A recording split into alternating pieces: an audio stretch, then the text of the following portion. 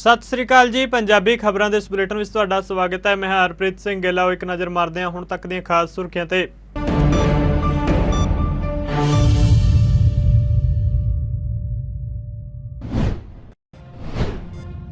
पाकिस्तान तो वड्डी खबर आई सामने। पाकिस्तान की सुप्रीम कोर्ट ने साबका प्रधानमंत्री इमरान खान नूं दित्ती वड्डी राहत। सुप्रीम कोर्ट ने इमरान खान की गिरफ्तारी नूं गैर कानूनी दसदे हुए तुरंत रिहा करन दे दित्ते हुकम। सुप्रीम कोर्ट ने दिल्ली सरकार के हक में सुनाया वड्डा फैसला। कहा दिल्ली सरकार की सलाह उत्ते काम करन गैल जी। कहा सूबे के कामां विच केंद्र का दखल घट होवे।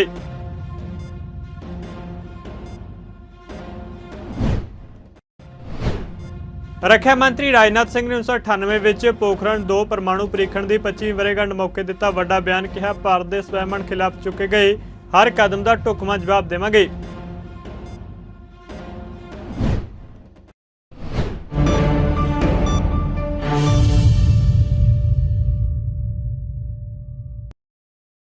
ते हुण खबरां विस्तार नाल। पाकिस्तान की सुप्रीम कोर्ट ने साबका प्रधानमंत्री इमरान खान नूं वड्डी राहत दी है। सुप्रीम कोर्ट ने इमरान खान की गिरफ्तारी नूं गैर कानूनी करार दिता है और उन्होंने तुरंत रिहा करने के हुक्म दिते ने। इस तो पहला इस्लामाबाद हाई कोर्ट ने इमरान खान की गिरफ्तारी नूं जायज़ करार दिता सी। दस दे कि इमरान खान नूं अल कादर ट्रस्ट केस के मामले में NAB ने 2 दिन पहला गिरफ्तार किया सी।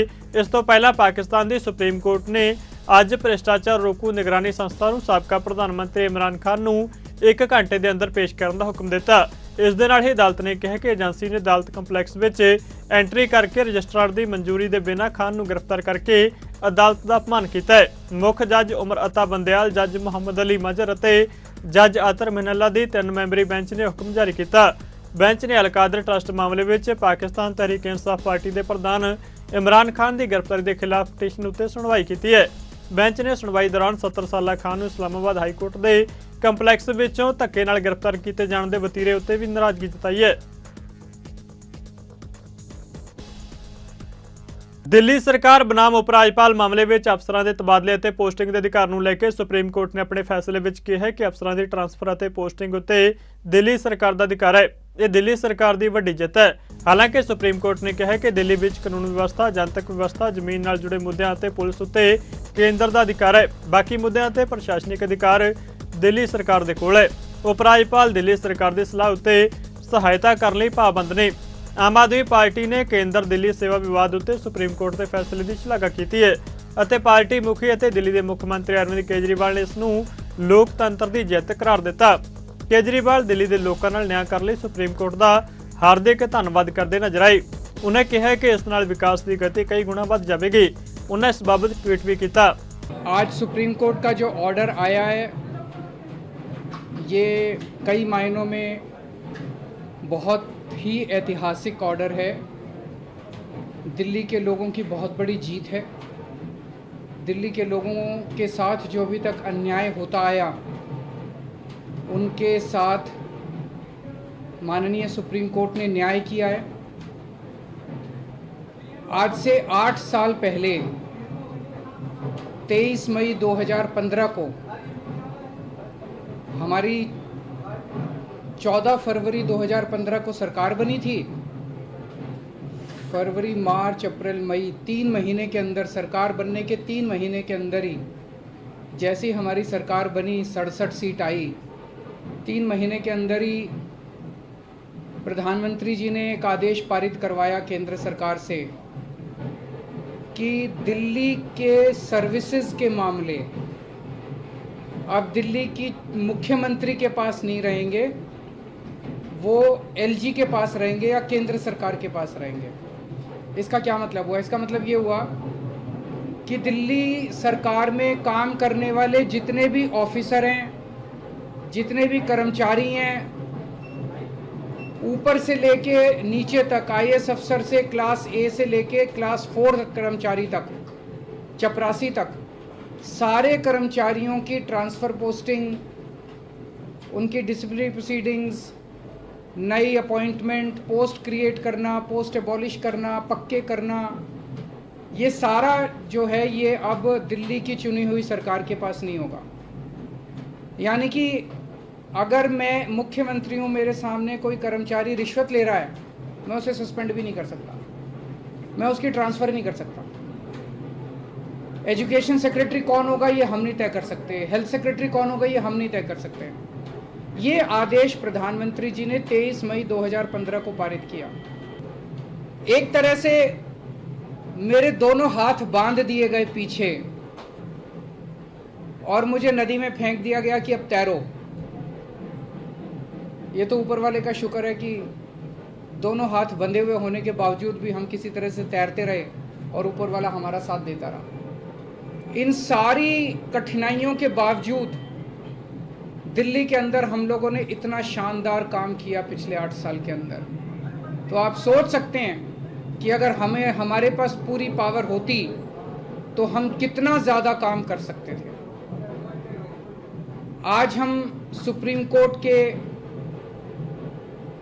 जस्टिस चंद्रचूड़ के जो और चारों जजेस हैं उस बेंच में, संविधान पीठ में, उन सब के तहे दिल से शुक्रिया अदा करते हैं कि उन्होंने हमारे साथ न्याय किया। मैं दिल्ली की जनता को केवल नहीं देना चाहता, बधाई देना चाहता हूं और उनका शुक्रिया करना चाहता हूं कि जो इतना लंबा संघर्ष था उस संघर्ष में दिल्ली की जनता ने मेरा साथ दिया। दिल्ली की जनता के साथ के बिना मैं कुछ नहीं कर सकता था।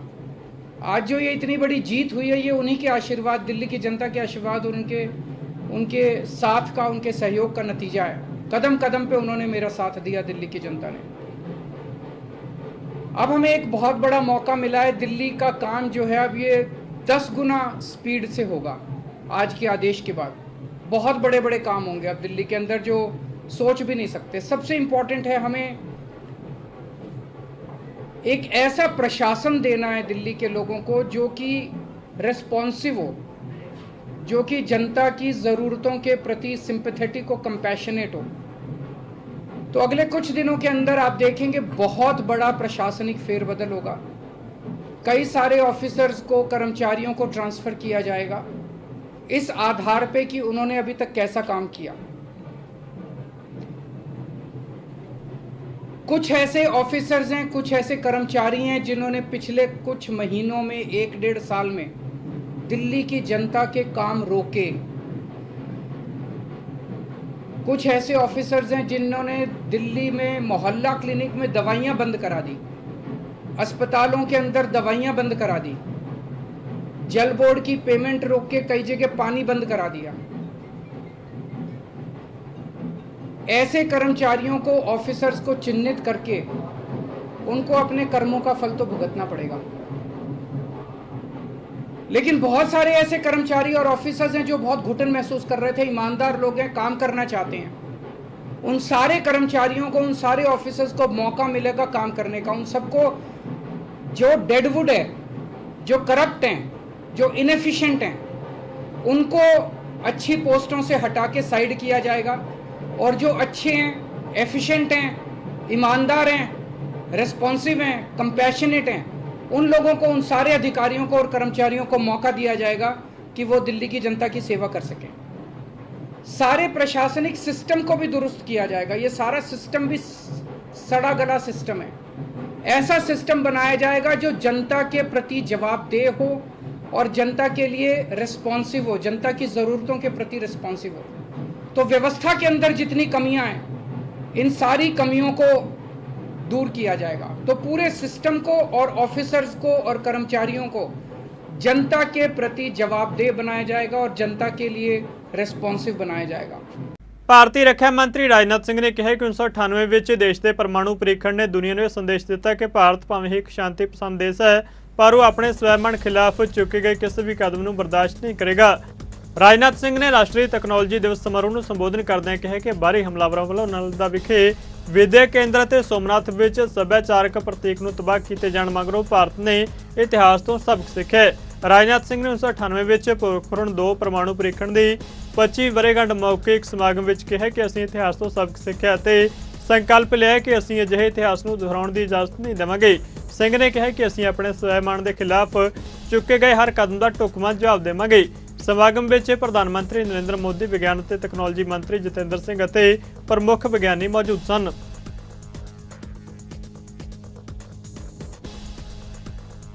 पंजाब के मुख्य मंत्री भगवंत मान ने धूरी विधान सभा हल्के तो सरकार तुहाडे द्वार नां दी लोक पक्षी पहलकदमी की शुरुआत करदे कहा कि यह कदम पंजाब के लोगों के घर घर जाके उन्होंने नागरिक केंद्रित सेवावां प्रदान करने लई मील पत्थर साबित होवेगा। अपने किस्म के निवेकले उपराले की शुरुआत दौरान इकट्ठ नूं संबोधन करदे मुख्यमंत्री ने कहा कि लीहों हटवी पहलकदमी है जिसका उद्देश्य अफसरशाही नूं सीधे तौर उत्ते लोकां प्रति जवाबदेह बनाउणा है, जिस नाल लोकां नूं होर वधेरे ताकत मिलदी है। मुख्यमंत्री ने कहा कि धूरी नूं सूबा भर विच मॉडल हल्के वजों विकसित किया जाएगा क्योंकि इस धरती तो अत्याधुनिक सेहत सेवावां ते होर बुनियादी सहूलतां प्रदान करन नाल नवे युग की शुरुआत होवेगी। अमृतसर विच धमाकिਆਂ ਦੇ मामले उत्ते मुख्यमंत्री ने कहा कि पंजाब का माहौल खराब करने की कोशिश की जा रही है पर किसी नूं भी पंजाब का माहौल खराब नहीं करन दिता जाएगा। सरकार तुहाडे द्वार नां दी जिहड़ी लड़ी चलदी है ਉਹਦੇ तहत ਅਸੀਂ ਅੱਜ ਧੂਰੀ ਦੇ ਵਿੱਚ ਪਹੁੰਚੇ ਹਾਂ। ਧੂਰੀ ਦੇ ਜਿਹੜੇ ਲੋਕ ਨੇ ਉਹਨਾਂ ਨੇ ਬਹੁਤ ਵੱਡੀਆਂ ਉਮੀਦਾਂ ਆਸਾਂ ਲਾ ਕੇ ਮੇਰੀ ਜ਼ਿੰਮੇਵਾਰੀ ਬਹੁਤ ਵੱਡੀ ਲਾਈ ਹੈ ਪੰਜਾਬ ਦੇ ਵਿੱਚ। ਸੋ ਇਹਨਾਂ ਦਾ ਕਰਜ਼ਾ ਜਿਹੜਾ ਮੈਂ ਉਹ ਕਈ ਜਨਮ ਨਹੀਂ ਦੇ ਸਕਦਾ। ਸੋ ਧੂਰੀ ਦੇ ਪਿੰਡਾਂ ਦੀ ਜਿਹੜੀ ਲਿਸਟ ਹੈ ਜਿਹੜੇ ਪਿੰਡਾਂ 'ਚ ਵਿਕਾਸ ਕਾਰਜ ਹੋਏ ਨੇ ਉਹ ਅੱਜ ਅਸੀਂ ਇਹਨਾਂ ਨੂੰ ਦੱਸਣ ਆਏ ਹਾਂ ਕਿ ਇਹਨਾਂ ਪਿੰਡਾਂ ਦੇ ਵਿੱਚ ਇੰਨੇ ਪੈਸੇ ਪਹੁੰਚ ਚੁੱਕੇ ਨੇ। ਕੁੱਲ ਅਸੀਂ ਜਿਹੜਾ ਪਿੰਡਾਂ ਦੀ ਅੱਜ ਲਿਸਟ ਜਿਹੜੀ ਦਿੱਤੀ ਹੈ ਜਿਵੇਂ ਧੂਰੀ ਹੈ, ਰਣੀਕੇ ਹੈ, ਭੁੱਲਰਹੇੜੀ ਹੈ, ਸਮੁੰਦਰਗੜ੍ਹ, ਸਾਰੇ ਪਿੰਡਾਂ ਦੇ ਲੋਕ ਵੀ ਆਏ ਹੋਏ ਨੇ ਤੇ ਕਿਸੇ ਨੂੰ ਪੰਚਾਇਤੀ ਰਾਜ ਦੇ ਐਕਸੀਅਨ ਪੰਚਾਇਤੀ ਰਾਜ ਦੇ ਥਰੂ, ਕਿਸੇ ਨੂੰ ਪੰਚਾਇਤ ਦੇ ਥਰੂ, ਕਿਸੇ ਨੂੰ ਡਾਇਰੈਕਟ ਪੈਸੇ ਜਿਹੜੇ ਨੇ ਉਹ ਪਹੁੰਚ ਗਏ ਨੇ। ਲੋਕਾਂ ਨੂੰ ਸਿਰਫ ਇਹੀ ਕਹਿਣਾ ਹੈ ਕਿ ਉਹਨੂੰ ਪੈਸੇ ਨੂੰ ਤੁਸੀਂ ਆਪਣਾ ਸਮਝ ਕੇ ਉਹ ਕੰਮਾਂ ਨੂੰ ਤੁਸੀਂ ਆਪ ਕਿਸੇ ਬੰਦੇ ਦੀ ਡਿਊਟੀ ਲਾ ਕੇ ਕੋਲੇ ਖੜ ਕੇ ਕਰਾ ਲਿਓ। ਫਰਜ਼ ਕਰ ਲਓ ਕੋਈ ਠੇਕਾ ਹੈ ਸੜਕ ਦਾ ਜਾਂ ਸਕੂਲ 'ਚ ਕਮਰੇ ਬਣਾਉਣ ਦਾ, ਨਾਲ ਖੜੋ ਤਾਂ ਕਿ ਕੋਈ ਮਟੀਰੀਅਲ ਮਾੜਾ ਨਾ ਲੱਗ ਜੇ। ਫਿਰ ਕੱਲ ਨੂੰ ਫਿਰ 6 ਮਹੀਨੇ ਬਾਅਦ ਖੜੇ ਹੋ ਉੱਥੇ ਤਾਂ ਕਿ ਉਹ ਤੁਹਾਡਾ ਹੀ ਪੈਸਾ ਹੈ, ਤੁਹਾਡਾ ਪੈਸਾ ਤੁਸੀਂ ਉਹਨੂੰ ਆਪਦਾ ਪੈਸਾ ਸਮਝ ਕੇ ਉੱਥੇ ਲਾਓ। ਤਾਂ ਲੋਕਾਂ ਨੇ ਬਹੁਤ ਰਿਸਪੌਂਸ ਦਿੱਤਾ। ਇਹ ਹੁਣ ਮੈਂ ਸਾਰੇ ਪੰਜਾਬ ਸ਼ੁਰੂ ਕਰੂੰਗਾ। ਵੋਟਾਂ ਵੇਲੇ ਅਸੀਂ ਇਹਨਾਂ ਤੋਂ ਵੋਟਾਂ ਮੰਗ ਕੇ ਜਦੋਂ ਸਰਕਾਰ ਬਣ ਜਾਂਦੀ ਕਹਿੰਦੇ ਚੰਡੀਗੜ੍ਹ ਆ ਜਾਓ। ਇਹਨਾਂ ਦਾ ਘੱਟ ਤੋਂ ਘੱਟ ਚੰਡੀਗੜ੍ਹ ਗੇੜੇ ਲੱਗਣ। ਚੰਡੀਗੜ੍ਹ ਦਾ ਮਤਲਬ ਹੈ 5-7 ਹਜ਼ਾਰ ਰੁਪਈਆ ਖਰਚਣਾ ਇੱਕ ਦਿਨ ਫੁੱਟਣਾ। ਜੇ ਸਰਕਾਰ ਹੀ ਇੱਥੇ ਆ ਜੇ ਇਹਨਾਂ ਕੋਲੇ, ਅੱਜ ਸਾਰੇ ਅਫਸਰ ਆ ਗਏ, ਬਿਜਲੀ ਬੋਰਡ ਦੇ CMD ਆ ਗਏ, ਤਾਂ ਕੋਈ ਵੀ ਕਿਸੇ ਕਿਸਮ ਦੀ ਕੋਈ ਜਿਹੜੀ ਸ਼ਿਕਾਇਤ ਆ ਉਹ ਇੱਥੇ ਜਿੰਨਾ ਚਿਰ ਆਖਰੀ ਬੰਦੇ ਦੀ ਅਰਜ਼ੀ ਨਹੀਂ ਫੜੀ ਜਾਊਗੀ ਇੱਥੇ ਰਹਿਣਗੇ ਅਫਸਰ। ਇਹ ਤੋਂ ਪਹਿਲਾਂ ਤਾਂ ਕੁਝ ਹੋਇਆ ਜਿਹੜਾ ਅੰਮ੍ਰਿਤਸਰ ਬੰਬ ਧਮਾਕਾ ਦਾ ਉਹ ਤਾਂ ਜੀ ਕੋਈ ਸ਼ਰਾਰਤੀ ਨੇ ਜਿਹੜੇ ਪੰਜਾਬ 'ਚ ਪੀਸ ਨਹੀਂ ਚਾਹੁੰਦੇ। ਪਰ ਪੰਜਾਬ ਦੇ ਅਮਨ ਭਾਈਚਾਰੇ ਨੂੰ ਕਾਇਮ ਰੱਖਣਾ ਸਾਡਾ ਫਰਜ਼ ਹੈ ਔਰ ਜਿਹੜਾ ਵੀ ਇਹਦੇ ਵੱਲ ਕੋਈ ਮੈਲੀ ਅੱਖ ਨਾਲ ਪੰਜਾਬ ਵੱਲ ਦੇਖੂਗਾ ਤਾਂ ਉਹਨੂੰ ਬਖਸ਼ਿਆ ਜਾਊਗਾ। पंजाब हरियाणा ते हिमाचल प्रदेश ने 15 ਤੋਂ 17 ਜੂਨ तक मुंबई ਵਿੱਚ ਹੋਣ ਵਾਲੀ ਨੈਸ਼ਨਲ ਲੈਜਿਸਲੇਟਰਜ਼ ਕਾਨਫਰੰਸ ਦੀਆਂ ਤਿਆਰੀਆਂ ਸ਼ੁਰੂ ਕਰ ਦਿੱਤੀਆਂ ਨੇ। ਇਸ ਸੰਬੰਧੀ ਅੱਜ ਤਿੰਨਾਂ ਸੂਬਿਆਂ ਦੀਆਂ ਵਿਧਾਨ ਸਭਾਵਾਂ ਦੇ ਸਪੀਕਰ ਕੁਲਤਾਰ ਸਿੰਘ ਸੰਧਵਾ, ਗਿਆਨ ਚੰਦ ਗੁਪਤਾ ਅਤੇ ਕੁਲਦੀਪ ਸਿੰਘ ਪਠਾਣੀਆਂ, ਕੌਮੀ ਵਿਧਾਇਕ ਸੰਮੇਲਨ ਦੇ ਕਨਵੀਨਰ ਰਾਹੁਲ ਵੀ ਕਰੜ ਨੇ ਹਰਿਆਣਾ ਨਿਵਾਸ ਵਿੱਚ ਮੀਟਿੰਗ ਕੀਤੀ ਹੈ। ਹਰਿਆਣਾ ਵਿਧਾਨ ਸਭਾ ਦੇ ਸਪੀਕਰ ਗਿਆਨ ਚੰਦ ਗੁਪਤਾ ਨੇ ਕਿਹਾ ਕਿ ਇਹ ਇਤਿਹਾਸਿਕ ਪ੍ਰੋਗਰਾਮ ਹੈ ਜਿਸ ਵਿੱਚ ਸਾਰੀਆਂ ਪਾਰਟੀਆਂ ਦੇ ਆਗੂ ਸ਼ਾਮਲ ਨੇ। ਭਾਵੇਂ ਸਰਕਾਰ ਵੱਖ-ਵੱਖ ਸਿਆਸੀ ਪਾਰਟੀਆਂ ਦੀ ਹੋਵੇ ਪਰ ਇਹ ਪ੍ਰੋਗਰਾਮ ਦੇਸ਼ ਦੇ ਸੰਵਿਧਾਨ ਅਤੇ ਅਖੰਡਤਾ ਤੇ ਆਧਾਰਿਤ ਹੋਵੇਗਾ। ਇਸ ਵਿੱਚ ਭਾਗ ਲੈਣ ਲਈ 30 ਮਈ ਤੱਕ ਰਜਿਸਟ੍ਰੇਸ਼ਨ ਕਰਵਾਉਣੀ ਹੋਵੇਗੀ। ਹੁਣ ਤੱਕ 2000 ਵਿਧਾਇਕਾਂ ਦੀ ਰਜਿਸਟ੍ਰੇਸ਼ਨ ਹੋ ਚੁੱਕੀ ਹੈ। ਦੇਸ਼ ਭਰ ਤੋਂ ਭਾਗ ਲੈਣ ਵਾਲੇ ਵੱਖ-ਵੱਖ ਪਾਰਟੀਆਂ ਦੇ ਵਿਧਾਇਕਾਂ ਵਿਚਾਲੇ ਦੇਸ਼ ਨੂੰ ਦਰਪੇਸ਼ ਚੁਣੌਤੀਆਂ ਤੇ ਹੋਰ ਪਹਿਲੂਆਂ ਉੱਤੇ ਇਸ ਵਿੱਚ ਚਰਚਾ ਹੋਵੇਗੀ। ਪੰਜਾਬ ਵਿਧਾਨ ਸਭਾ ਦੇ ਸਪੀਕਰ ਕੁਲਤਾਰ ਸਿੰਘ ਸੰਧਵਾ ਨੇ ਕਿਹਾ ਕਿ ਲੋਕਤੰਤਰ ਸੰਬੰਧੀ ਇਸ ਪ੍ਰੋਗਰਾਮ ਨੂੰ ਸੁਪਨੇ ਵਜੋਂ ਵੇਖਿਆ ਜਾ ਰਿਹਾ ਹੈ। ਦੇਸ਼ ਭਰ ਤੋਂ ਵਿਧਾਇਕਾਂ ਨੇਤਾਵਾਂ ਦਾ ਇੰਨੇ ਵੱਡੇ ਪੱਧਰ ਉੱਤੇ ਇਕੱਠ ਹੋਣਾ ਬਹੁਤ ਵੱਡੀ ਗੱਲ ਹੈ। उन्हें कहा कि लोगों में यह धारणा कि राजनीति में आने वाले लोगों को गलत समझा जाता है। नौजवानों को इस बारे जानकारी नहीं है पर हुण उन्हां लई जानकारी हासिल करने का यह वधिया मौका है। हिमाचल विधान सभा के स्पीकर कुलदीप सिंह पठाणिया ने कहा कि इस तो पहलां भी कॉन्फ्रेंसां हुंदियां रहियां पर यह पहली बार है जदों कौमी पद्धर उत्ते इन्ने विधायक इकट्ठे होकर आपो अपने विचार पेश करनगे। समागम दौरान समाजिक ढांचे और जमहूरीयत को मजबूत करने संबंधी उन्होंने राजनीति उत्ते शुरू किए गए विशेष स्कूल को भी बहुत खास दस्सिया है। आज की इस ऐतिहासिक पत्रकार वार्ता कहूँगा मैं इसे, जिसमें हरियाणा, पंजाब और हिमाचल के जो हमारे स्पीकर्स हैं, अध्यक्ष हैं, पहली बार इकट्ठे होकर के एक ऐसे विषय के ऊपर जो हम सब के लिए प्रेरणादायक भी है और जो पहली बार एक ऐतिहासिक कार्यक्रम होने जा रहा है, नेशनल लेजिस्लेटर्स कॉन्फ्रेंस। सबसे पहले तो मैं आप सबका हार्दिक स्वागत करता हूं, अभिनंदन करता हूं और बधाई देना चाहता हूं मेरे छोटे भाई राहुल कराड़ जी, जिनका ये इनिशिएटिव मैं समझता हूं कि एक ऐतिहासिक पल बनने जा रहा है। जिस शिद्दत के साथ राहुल कराड़ जी ने एक निश्चय किया कि सांसदों की पार्लियामेंट जो है वो सभी सांसद इकट्ठे होते हैं, लेकिन आज तक पहली बार कभी जो सभी विधायक पूरे देश के वो एकत्र नहीं आए। ये पहली बार एक नेशनल लेजिस्लेटर्स कॉन्फ्रेंस जो 15, 16 और 17 जून को मुंबई में आयोजित होने जा रही है,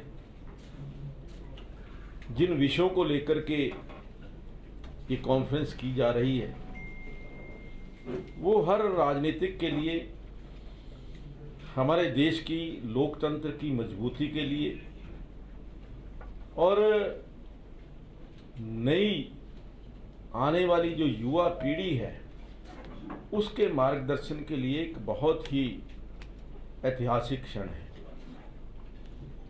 बहुत बड़ा आयोजन, जहां तक मुझे अभी तक जानकारी है कि लगभग 2000 लेजिस्लेटर्स ने अपनी जो रजिस्ट्रेशन है वो ऑलरेडी करवा दी है और 30 मई तक ये रजिस्ट्रेशन अभी और होनी है।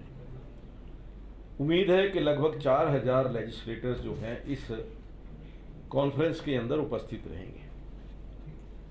अलग अलग विषयों के ऊपर अलग अलग ग्रुप्स के अंदर 80 जो ग्रुप्स हैं वो बैठ करके अलग अलग विषयों के ऊपर विचार करेंगे।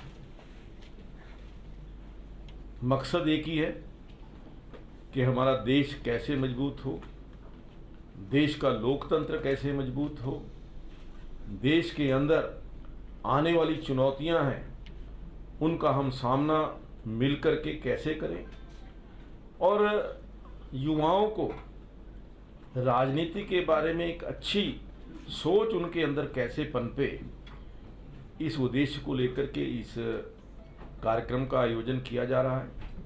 मैं राहुल जी को बहुत बहुत बधाई फिर दोबारा देना चाहता हूं कि उन्होंने एक ऐसा इनिशिएटिव लिया और हमारे लिए भी एक ऐसा क्षण आया कि हम तीनों जो पंजाब, हरियाणा और हिमाचल, जो जॉइंट पंजाब जिसको कह सकते हैं, वो जॉइंट पंजाब फिर से दोबारा इकट्ठा कहीं नज़र आया है। तो पहली बार मैं कहूँगा कि ये यहाँ इसी मंच के ऊपर नज़र आया। मैं समझदा कि ਜਿਹੜੇ ਲੈਜਿਸਲੇਚਰਸ ਨੇ ਜਾਂ ਜਿਹੜੇ ਪੋਲੀਟੀਸ਼ੀਅਨਸ ਨੇ ਉਹਨਾਂ ਦਾ ਆਪਸ ਵਿੱਚ ਵਿਚਾਰ ਵਟਾਂਦਰਾ ਔਰ ਉਹਨਾਂ ਬਾਰੇ ਜਨਤਾ ਦੇ ਵਿੱਚ ਗੱਲ ਜਾਣੀ ਬਹੁਤ ਜ਼ਰੂਰੀ ਆ। ਹੁਣ ਤੱਕ ਦਾ ਜਿਹੜਾ ਮੀਡੀਆ ਖਬਰਾਂ ਲਾਉਂਦਾ ਉਹ ਪੁੱਠੀ ਸਿੱਧੀ ਖਬਰ ਲਾਉਂਦਾ, ਜਿਹੜੇ ਵਿਧਾਇਕ ਦੀ ਲਾਉਣੀ ਉਹ ਸਿੱਧੀ ਤਾਂ ਲਾਉਂਦਾ ਹੀ ਨਹੀਂ ਕੋਈ। ਔਰ ਧਾਰਨਾ ਵੀ ਇਹ ਬਣੀ ਹੋਈ ਹੈ ਕਿ ਜਿਹੜਾ ਕੋਈ ਵਿਧਾਇਕ ਬਣਦਾ ਹੈ ਮਤਲਬ ਕੋਈ ਠੀਕ ਜਿਹਾ ਬੰਦਾ ਨਹੀਂ ਹੈ। लेकिन राजनीति आ गया मतलब बंदा ठीक नहीं, ये धारणा सी। लेकिन कोई भी विधायक बनता है, MP बनता है, लोग उहदे ते कृपा करते हैं, वो कृपा का पात्र बनता उन्होंने दा, उसकी कोई क्वालिटीज होंदी हैं। और साडा जिहड़ा यूथ है वो इस जिंदगी दे साडी डेमोक्रेसी दे इस पक्ष तो उदासीन है। यूथ नूं नहीं पता, मतलब मैं स्कूलों जाके पुछदा, कॉलेज जाके पुछदा, स्पीकर का की काम है, दे आर ब्लैंक। कानून कितने बनते हैं, दे आर ब्लैंक, उन्हें नहीं पता। अगर इस तरह के कार्यक्रम होणगे तो जिहड़ा साडा यूथ है और तुहाडा जिहड़ा सब तो कमेंटेबल जिहड़ा काम है, जिहड़ा स्कूल ऑफ गवर्नेंस तुसीं चलाया, जिथे तुसीं ट्रेनिंग दिंदे हो कि चंगे राजनीतिवान किवें बनना है, MLA किवें बनया जा सकता है, MP किवें बनया जा सकता है, किस तरह तुसी डेमोक्रेसी स्ट्रेंथन कर सकते हो। और मेरा ख्याल है भी जी साडी कॉन्फ्रेंस है जी तुसी उत्थे बॉम्बे दे 15, 16, 17 जून नूं कराउण जा रहे हो, एक बड़ा वड्डा स्टैप होएगा और बड़ी वड्डी जिम्मेवारी है तुहाडे ते। और मैं साडे वल्लों तां जिन्ना सहयोग रहेगा, लेकिन मैनूं आस है कि साडे जिन्ने भी विधायक सभा जाणगे उन्हां दा पूरा तुसी ख्याल रखोगे, और क्यों जी पूरा ख्याल रखोगे। और ਇਹ ਸਿਰਫ ਉਹ ਚਾਹ ਪਕੌੜੇ ਖਾਣ ਵਾਲੀ ਕਾਨਫਰੰਸ ਨਹੀਂ ਹੈ। 80 ਪੈਰਲਲ ਨਾਲ ਸੈਸ਼ਨ ਵੀ ਹੋਣਗੇ ਜਿੱਥੇ ਡਿਸਕਸ਼ਨ ਹੋਏਗੀ। ਸੋ ਇੱਕ ਮੀਨਿੰਗਫੁਲ ਜਿਹੜਾ ਅਧਿਆਇ ਸ਼ੁਰੂ ਹੋਏਗਾ, ਇੱਕ ਨਵੀਂ ਸ਼ੁਰੂਆਤ ਕਰ ਰਹੇ ਹੋ, ਇਹਦੇ ਲਈ ਤੁਹਾਨੂੰ ਬਹੁਤ ਬਹੁਤ ਵਧਾਈ। ਔਰ ਮੈਂ ਆਸ ਕਰਦਾ ਸਾਡੇ ਵੱਧ ਤੋਂ ਵੱਧ ਵਿਧਾਇਕ ਸਾਹਿਬਾਨ वॉलंटरली जाएंगे और हिस्सा लेंगे।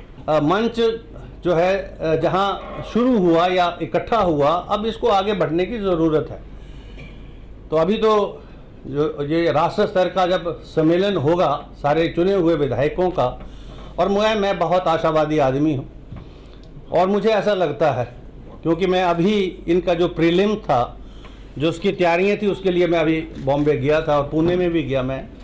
मैं MIT वर्ल्ड पीस यूनिवर्सिटी के सारे जो फैकल्टीज़ हैं, स्कूल्स हैं, उन सब में मैंने विज़िट भी किया, पूरा दिन भी लगाया। और उसके पीछे जो सोच इनके पिताश्री की विश्वनाथ जी की है, उससे मुझे जो है बहुत कुछ जानने का, सीखने का और वहाँ जाकर पता भी लगा।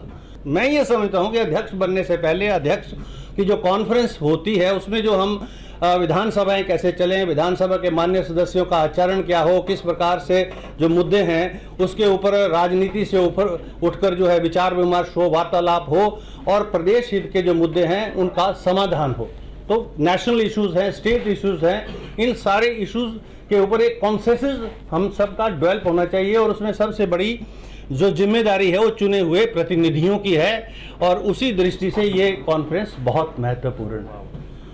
ਬਰਨਾਲਾ ਦੇ ਪਿੰਡ ਵਜੀਦਕੇ ਦਾ ਇੱਕ ਜਵਾਨ ਦੇਸ਼ ਲਈ ਸ਼ਹੀਦ ਹੋ ਗਿਆ। ਸ਼ਹੀਦ ਦੇ ਪਰਿਵਾਰ ਮੁਤਾਬਕ ਬਰਨਾਲਾ ਦੇ ਪਿੰਡ ਵਜੀਦਕੇ ਦਾ ਸਿਪਾਹੀ ਜਸਵੀਰ ਸਿੰਘ ਜੰਮੂ ਕਸ਼ਮੀਰ ਪਾਕਿਸਤਾਨ ਬਾਰਡਰ ਰਜੌਰੀ ਚੌਂਕੀ ਉੱਤੇ ਡਿਊਟੀ ਉੱਤੇ ਤੈਨਾਤ ਸੀ। ਸਿਪਾਹੀ ਦੀ ਸ਼ਹਾਦਤ ਬਾਰੇ ਫੌਜ ਦੇ ਯੂਨਿਟ ਕਮਾਂਡੈਂਟ ਨੇ ਬੀਤੀ ਰਾਤ ਸ਼ਹੀਦ ਜਵਾਨ ਜਸਵੀਰ ਸਿੰਘ ਦੇ ਪਰਿਵਾਰ ਨੂੰ ਸੂਚਨਾ ਦਿੱਤੀ, ਜਿਸ ਤੋਂ ਬਾਅਦ ਪਰਿਵਾਰ ਅਤੇ ਪਿੰਡ ਵਿੱਚ ਸੋਗ ਦਾ ਮਾਹੌਲ ਬਣ ਗਿਆ। 28 ਸਾਲਾਂ ਦਾ ਜਵਾਨ ਜਸਵੀਰ ਸਿੰਘ ਕਿਸਾਨ ਪਰਿਵਾਰ ਦਾ ਇਕਲੌਤਾ ਪੁੱਤਰ ਸੀ।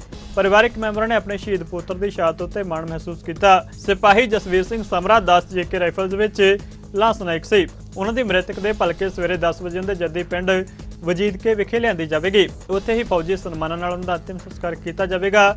ਇਸ ਮੌਕੇ ਪ੍ਰਸ਼ਾਸਨਿਕ ਅਧਿਕਾਰੀ ਤਹਿਸੀਲਦਾਰ ਬਲਦੇਵ ਰਾਜ ਨੇ ਦੱਸਿਆ ਕਿ ਉਹ ਲਗਾਤਾਰ ਫੌਜੀ ਅਧਿਕਾਰੀਆਂ ਦੇ ਸੰਪਰਕ ਵਿੱਚ ਨੇ ਅਤੇ ਉਹਨਾਂ ਦਾ ਪੂਰੇ ਮਾਨ ਸਨਮਾਨ ਨਾਲ ਅੰਤਿਮ ਸੰਸਕਾਰ ਕੀਤਾ ਜਾਵੇਗਾ। ਸ਼ਾਮ ਨੂੰ ਪਤਾ ਲੱਗਿਆ ਜੀ ਸਾਨੂੰ ਵੀ ਜਾਣੀ ਦੀ ਫਾਈਨਲ ਹੋਇਆ ਹੈ। ਸਾਨੂੰ 1:30 ਵਜੇ ਵੀ ਜਦੋਂ ਪੱਕਾ ਦੱਸਿਆ ਨਾ, ਉਦੋਂ 1:30 ਵਜੇ ਦੱਸਿਆ ਸੀ। ਉਹਨਾਂ ਹੋਈ ਜੀ ਗੱਲ, ਉਹਨੇ ਦੱਸਿਆ ਸੀ ਵੀ ਐਂ ਕਰਕੇ ਜੀ ਜੋ ਆਪਣੇ ਘਰੇ ਆ ਇੱਕ ਇਕੱਲਾ ਹੀ ਬੱਚਾ ਹੋਈ ਜੀ, ਦੋਨੇ ਅਸੀਂ ਬਸ 27 ਸਾਲ ਜੀ, 6 ਸਾਲ ਹੋ ਗਏ ਜੀ ਉਹਨੂੰ ਭਰਤੀ ਨੂੰ।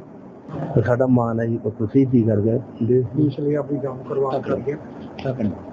ਇਹ 'ਚ ਸਾਡੇ ਕੋਲ ਜੋ ਇਨਫੋਰਮੇਸ਼ਨ ਹੈਗੀ, ਮੈਂ ਉਹਨਾਂ ਦੇ ਘਰ ਜਾ ਕੇ ਆਇਆ ਸਵੇਰੇ ਅੱਜ, ਤੇ ਕੱਲ ਦੀ ਕੋਈ ਇੰਸੀਡੈਂਟ ਹੈਗਾ। ਰਾਤ ਨੂੰ ਕਰੀਬ 2 ਵਜੇ ਉਹਨਾਂ ਦੀ ਫੈਮਿਲੀ ਨੂੰ ਫੋਨ ਆਇਆ ਤੇ ਉਹਨਾਂ ਦੀ ਡੈਥ ਹੋ ਗਈ ਹੈ ਜਸਵੀਰ ਸਿੰਘ ਦੀ। ਉਹ ਇਕੱਲੇ ਹੀ ਪਰਿਵਾਰ ਦੇ ਬੇਟੇ ਸੀ, ਇਹਨਾਂ ਦਾ ਪੇਰੈਂਟਸ ਉਹਨਾਂ ਦੇ ਜਿਹੜੇ 2 ਬ੍ਰਦਰ ਨੇ ਉਹ ਇਕੱਠੇ ਰਹਿੰਦੇ ਉੱਥੇ। ਕਿਸੇ ਬਾਰਡਰ ਦੇ ਉੱਤੇ ਇਕੱਲਿਆਂ ਦੀ ਡੈਥ ਹੋਈ ਹੈ, ਹੋਰ ਕੋਈ ਸ਼ਹੀਦ ਨਹੀਂ ਹੋਏ, ਉਹਨਾਂ ਦੀ ਇਕੱਲਿਆਂ ਦੀ ਡੈਥ ਹੋਈ ਹੈ। ਤੇ ਫਾਦਰ ਉਹਨਾਂ ਦੇ ਇੱਥੇ ਪ੍ਰਾਈਵੇਟ ਨੌਕਰੀ ਕਰਦੇ ਨੇ ਕਿਸੇ ਸਕੂਲ ਦੇ ਬੱਸ ਦੇ ਵਿੱਚ। ਤੇ ਪ੍ਰਸ਼ਾਸਨ ਵੱਲੋਂ ਜਿਹੜਾ ਵੀ ਹੈਗਾ ਬਣਦਾ ਉਹਦਾ ਇੰਤਜ਼ਾਮ ਸਵੇਰੇ ਹੋਏਗਾ ਤੇ ਪੁਲਿਸ ਵੱਲੋਂ ਜਿਹੜੀ ਬਣਦੀ ਸਲਾਮੀ ਦਿੱਤੀ ਜਾਵੇਗੀ ਕੱਲ੍ਹ ਨੂੰ। ਸੱਚਖੰਡ ਸ੍ਰੀ ਦਰਬਾਰ ਸਾਹਿਬ ਨਜ਼ਦੀਕ ਪਿਛਲੇ 6 ਦਿਨਾਂ ਵਿੱਚ ਹੋਏ ਬੰਬ ਧਮਾਕਿਆਂ ਦੇ ਪਿੱਛੇ 5 ਆਰੋਪੀਆਂ ਨੂੰ ਪੰਜਾਬ ਪੁਲਿਸ ਵੱਲੋਂ ਗ੍ਰਿਫਤਾਰ ਕੀਤਾ ਗਿਆ ਸੀ ਅਤੇ ਪੰਜਾਬ ਦੇ DGP ਵੱਲੋਂ ਵੀ ਇਸ ਬਾਬਤ ਪ੍ਰੈਸ ਕਾਨਫਰੰਸ ਕਰਕੇ ਸਾਰੀ ਜਾਣਕਾਰੀ ਦਿੱਤੀ ਗਈ। ਉੱਥੇ ਇਹਨਾਂ ਆਰੋਪੀਆਂ ਨੂੰ ਪੰਜਾਬ ਪੁਲਿਸ ਵੱਲੋਂ ਅੰਮ੍ਰਿਤਸਰ ਦੀ ਮਾਣਯੋਗ ਕੋਰਟ ਵਿੱਚ ਪੇਸ਼ ਕੀਤਾ ਗਿਆ, ਜਿੱਥੇ ਮਾਣਯੋਗ ਅਦਾਲਤ ਨੇ ਅੰਮ੍ਰਿਤਸਰ ਦੀ ਪੁਲਿਸ ਨੂੰ 18 ਤਰੀਕ ਤੱਕ ਦਾ ਇਹਦਾ ਰਿਮਾਂਡ ਦੇ ਦਿੱਤਾ ਹੈ। ਜ਼ਿਕਰਯੋਗ ਹੈ ਕਿ ਸੱਚਖੰਡ ਸ੍ਰੀ ਦਰਬਾਰ ਸਾਹਿਬ ਨੂੰ ਜਾਣ ਵਾਲੇ ਵਿਰਾਸਤੀ ਮਾਰਗ ਉੱਤੇ ਪਿਛਲੇ 6 ਦਿਨਾਂ ਤੋਂ 2 ਬੰਬ ਧਮਾਕੇ ਕੀਤੇ ਗਏ ਸਨ, ਜਿਸ ਤੋਂ ਬਾਅਦ ਇੱਕ ਹੋਰ ਬੰਬ ਧਮਾਕਾ ਸੱਚਖੰਡ ਸ੍ਰੀ ਦਰਬਾਰ ਸਾਹਿਬ ਦੇ ਨਜ਼ਦੀਕ ਬਣੀ ਸ੍ਰੀ ਗੁਰੂ ਰਾਮਦਾਸ ਸਰਾਂ ਦੇ ਪਿਛਲੇ ਪਾਸੇ ਕੀਤਾ ਗਿਆ। ਇਸ ਧਮਾਕੇ ਤੋਂ ਬਾਅਦ ਪੰਜਾਬ ਪੁਲਿਸ ਅਤੇ ਟਾਸਕ ਫੋਰਸ ਵੱਲੋਂ ਸ਼੍ਰੋਮਣੀ ਗੁਰਦੁਆਰਾ ਪ੍ਰਬੰਧਕ ਕਮੇਟੀ ਦੇ ਸਹਿਯੋਗ ਨਾਲ ਇਹਨਾਂ ਆਰੋਪੀਆਂ ਨੂੰ ਗ੍ਰਿਫਤਾਰ ਕੀਤਾ ਗਿਆ। ਮਾਮਲੇ ਵਿੱਚ ਜੋ 5 ਵਿਅਕਤੀ ਗ੍ਰਿਫਤਾਰ ਕੀਤੇ ਗਏ ਨੇ, ਉਹਨਾਂ ਦਾ ਨਾਮ ਆਜ਼ਾਦਵੀਰ ਸਿੰਘ, ਅਮਰੀਕ ਸਿੰਘ, ਸਾਹਿਬ ਸਿੰਘ, ਹਰਜੀਤ ਸਿੰਘ ਅਤੇ ਧਰਮਿੰਦਰ ਸਿੰਘ ਦੱਸਿਆ ਗਿਆ।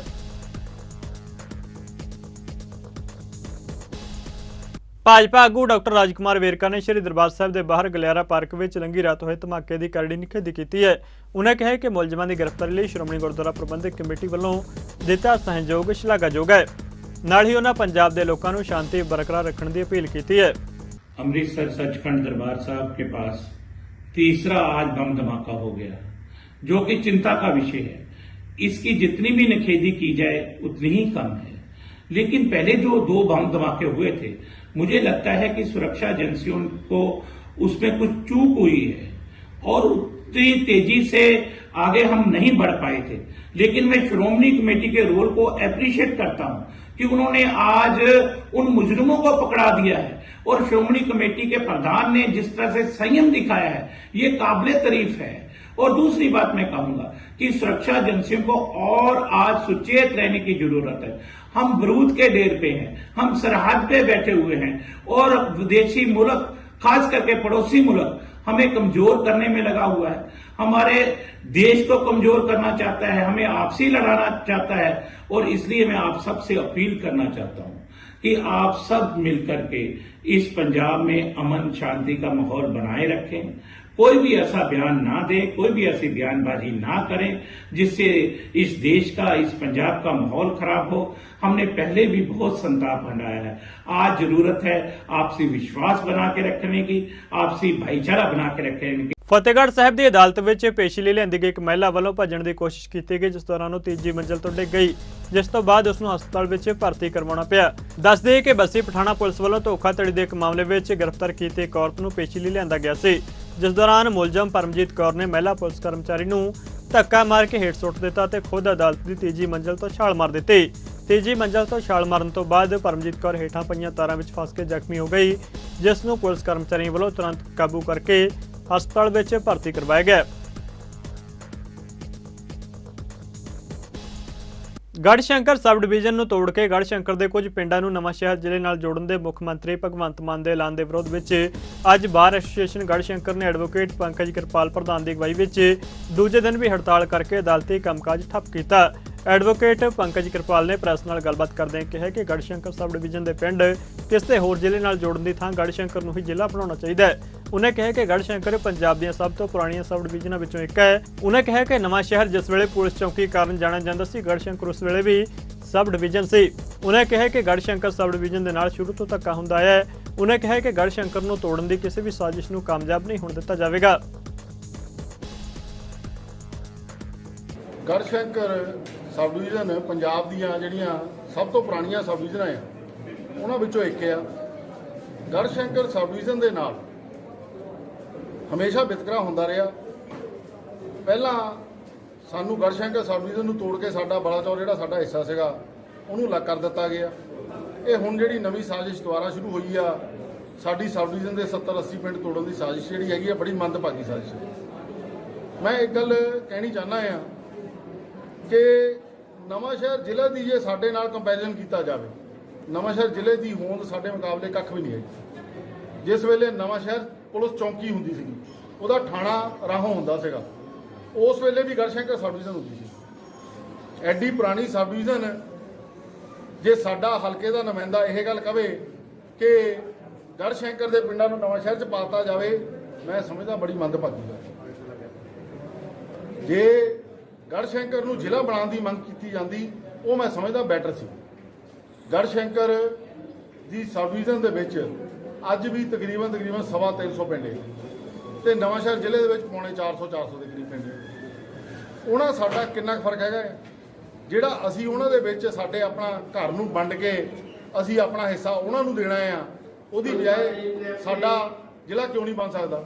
ਮਹਿਲਪੁਰ ਫਗਵਾੜਾ ਰੋਡ ਵਿਖੇ ਜੰਤਰ ਮੰਤਰ ਉੱਤੇ ਰੋਸ ਪ੍ਰਦਰਸ਼ਨ ਕਰ ਰਹੀਆਂ ਪਹਿਲਵਾਨ ਧੀਆਂ ਨੂੰ ਇਨਸਾਫ ਦਿਵਾਉਣ ਲਈ ਫੁੱਟਬਾਲ ਦੀ ਨਰਸਰੀ ਵਜੋਂ ਪਹਿਚਾਣ ਸਥਾਪਿਤ ਕਰਨ ਵਾਲੇ ਜ਼ਿਲ੍ਹਾ ਹੁਸ਼ਿਆਰਪੁਰ ਦੇ ਕਸਬੇ ਮਹਿਲਪੁਰ ਵਿੱਚ ਅਰਜੁਨ ਅਵਾਰਡੀ ਫੁੱਟਬਾਲਰ ਸਰਦਾਰ ਗੁਰਦੇਵ ਸਿੰਘ ਗਿੱਲ ਦੀ ਪ੍ਰਧਾਨਗੀ ਵਿੱਚ ਵਿਸ਼ੇਸ਼ ਮੀਟਿੰਗ ਕੀਤੀ ਗਈ, ਜਿਸ ਵਿੱਚ ਵੱਖ-ਵੱਖ ਵਰਗਾਂ ਦੇ ਇਨਸਾਫ ਪਸੰਦ ਲੋਕਾਂ ਨੇ ਸ਼ਮੂਲੀਅਤ ਕੀਤੀ।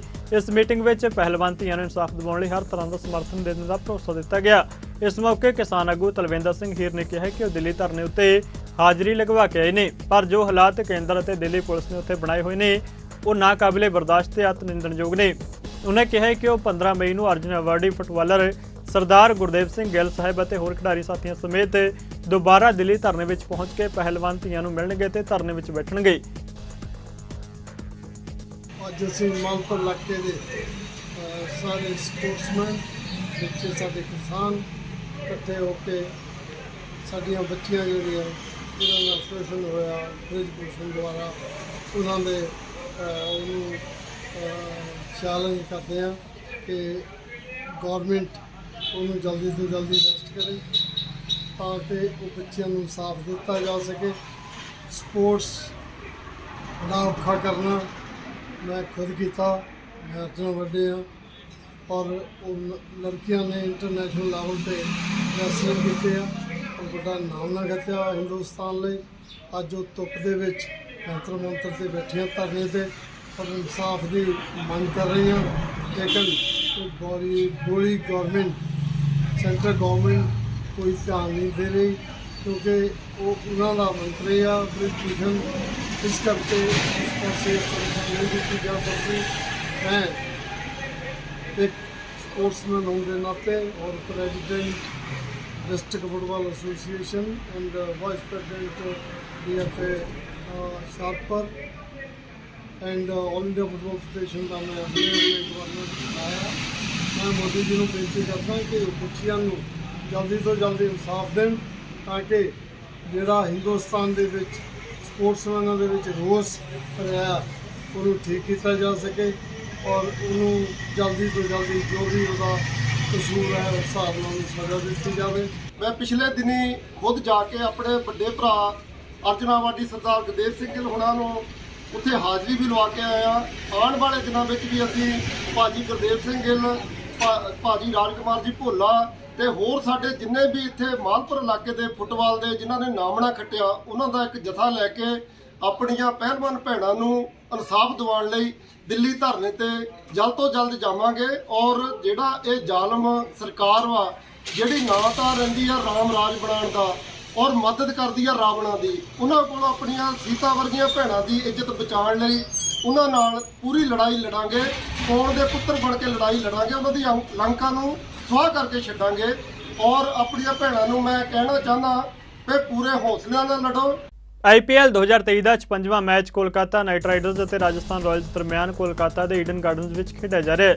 ਰਾਜਸਥਾਨ ਰਾਇਲਸ ਨੇ ਟਾਸ ਜਿੱਤ ਕੇ ਪਹਿਲਾਂ ਗੇਂਦਬਾਜ਼ੀ ਕਰਨ ਦਾ ਫੈਸਲਾ ਕੀਤਾ ਹੈ। ਖਬਰਾਂ ਲਿਖੇ ਜਾਣ ਤੱਕ ਕਿ KKR ਨੇ 20 ਓਵਰਾਂ ਵਿੱਚ 8 ਵਿਕਟਾਂ ਗਵਾ ਕੇ 149 ਦੌੜਾਂ ਬਣਾ ਲਈਆਂ ਸਨ। Punjab state power corporation limited ਵੱਲੋਂ ਜ਼ਮੀਨ ਹੇਠਾਂ ਡਿੱਗਦੇ ਪਾਣੀ ਦੇ ਪੱਧਰ ਨੂੰ ਬਚਾਉਣ ਦੀ ਕੋਸ਼ਿਸ਼ ਤਹਿਤ ਪਾਣੀ ਬਚਾਓ ਪੈਸਾ ਕਮਾਓ ਸਕੀਮ ਨੂੰ ਖਰੀਫ ਦੇ ਸੀਜ਼ਨ ਤੋਂ ਪਹਿਲਾਂ ਕਿਸਾਨਾਂ ਵਿਚਾਲੇ ਪ੍ਰਚਾਰਿਆ ਜਾ ਰਿਹਾ ਹੈ।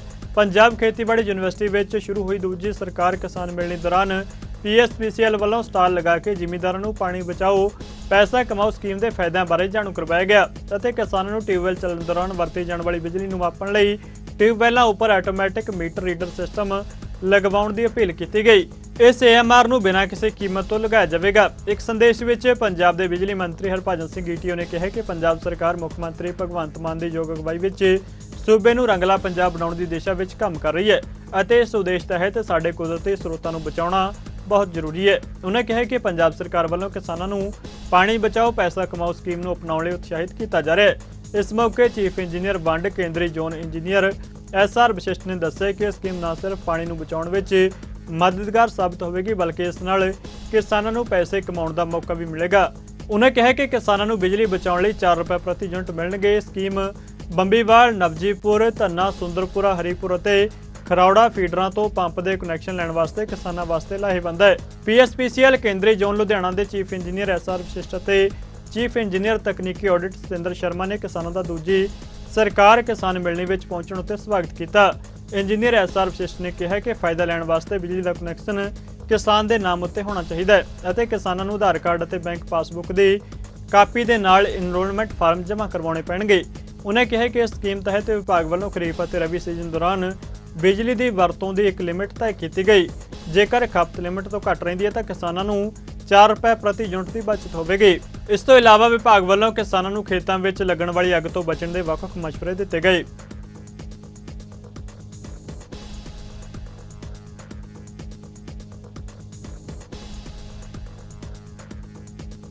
ਪੰਜਾਬ ਖੇਤੀਬਾੜੀ ਯੂਨੀਵਰਸਿਟੀ ਵਿੱਚ ਦੂਸਰੀ ਸਰਕਾਰ ਕਿਸਾਨ ਮਿਲਣੀ ਦੌਰਾਨ ਵੱਖ-ਵੱਖ ਵਿਭਾਗਾਂ ਦੇ 11 ਸਟਾਲਾਂ ਵਿੱਚ ਪੰਜਾਬ ਦੇ ਕਿਸਾਨਾਂ ਦੀਆਂ ਬਿਜਲੀ ਸਪਲਾਈ ਸੰਬੰਧੀ ਮਾਮਲਿਆਂ ਸੰਬੰਧੀ ਫੀਡਬੈਕ ਲਈ ਲਗਾਏ ਗਏ ਸੰਚਾਲਨ ਖੇਤਰ ਦੇ ਸੀਨੀਅਰ ਐਕਸ਼ਨ ਪੱਧਰ ਦੇ ਅਧਿਕਾਰੀਆਂ ਦੀਆਂ ਡਿਊਟੀਆਂ ਲਗਾਈਆਂ ਗਈਆਂ।